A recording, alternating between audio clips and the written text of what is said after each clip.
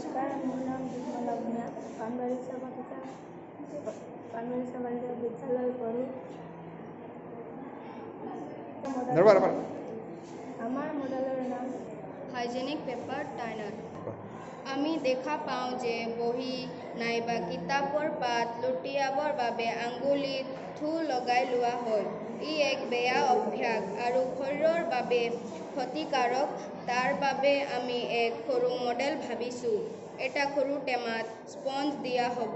তাত আমি পানী অলপ চেনিটাইজাৰ আৰু সুগন্ধি মিহলাই দিম।